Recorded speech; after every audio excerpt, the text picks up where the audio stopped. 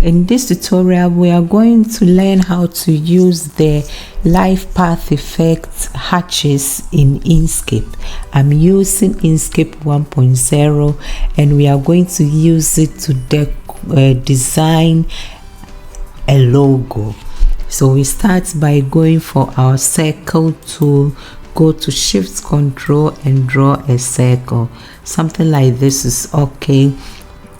Now if you have a fill, in case you had a fill in yours, just go to object fill and stroke, and then in the fill part press this one, no paint, and the stroke, give it a very small stroke, like thin like this, so you can reduce this. I can express it in pixels for you to see. I have something like 0.6 for the width pixels. Anything that looks thin, it's not necessary exactly, it should be a bit thin. You understand the width. Now after drawing this, just go to select it, go to your selection tool and select it. If it's not selected, go to path, and then we go to path effects. Now this is what comes, you get this, and then go to plus, and then we choose hatches, and you can read about what it does. That is fill the object with adjustable hatch. So we press that, and then you see you get something like this. Now one thing if you look at the dialog box that's opened here, you see that it has something like a die or dice somewhere here.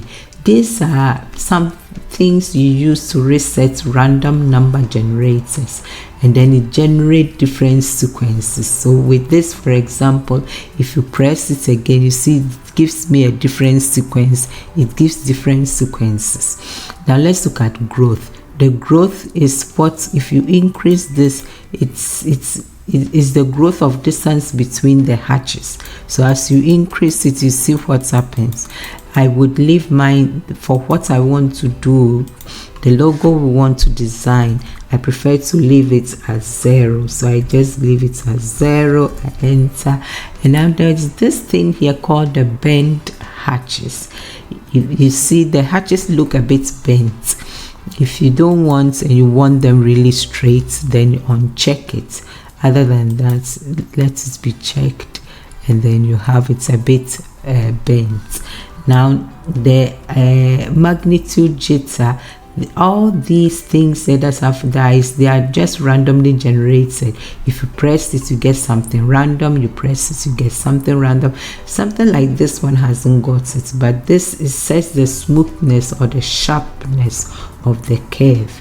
So if you press it, look, you won't see, it does something, although you might not see much, but look now, you see it's changing it a bit. But I will just leave it to 1 and then enter.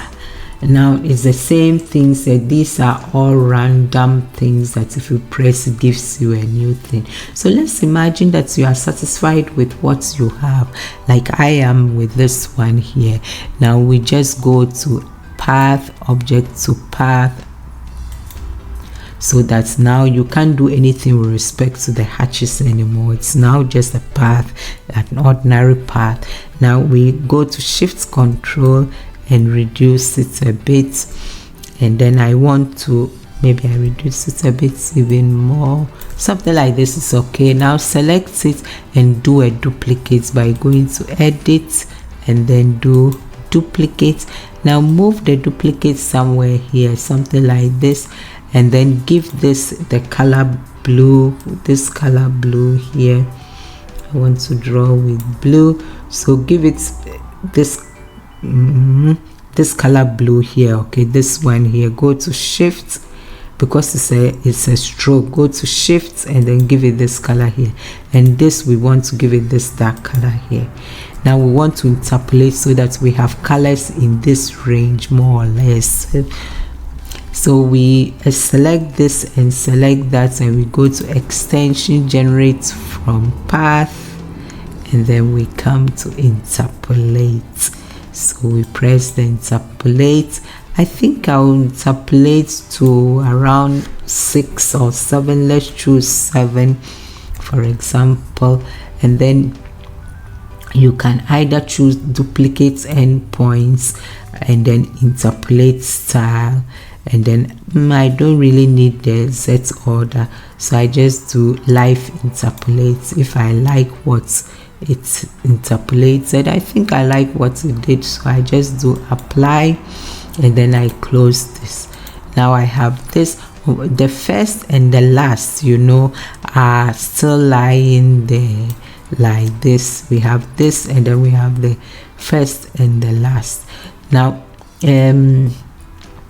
we can add it or not. I would just delete them, I don't need them, so I select both. This, go to shift, select this and select that, and then you can either go to edit and then we delete them, and then we leave this here. Now this is already in a group, so I just want press this again and get the rotation hand. What I'm looking for is the center of rotation, the points. You see a small cross, then move the cross to here, to the just the tip of the bounding boss of what we've drawn so far. And then now we want to do some cloning. We go to edit, and then, oh yes, I have to have it selected, and then I go to edit, and then I go to clone, and I go to create style clones. Now this opens. When this is opened, I will just go to, let's see here, go to shift and then choose exclude tile. Okay, and then the rotation, I want to rotate this 360 degrees, so change this to 60. If you don't have it, the angle of rotation we are going to have is 60, and 60 times 6 is 360, so I want it to be in one cycle. So, and then we go to create, and then we get this. Now we have the parent of the clone, which I will delete later when we finish with what we've done.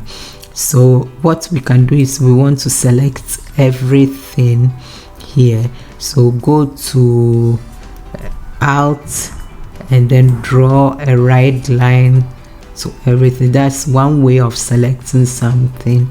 There are various ways. Another way is to just select each one of them and press shift. Now we have everything selected. I want to group them. Objects group, because I want to minimize what we've drawn.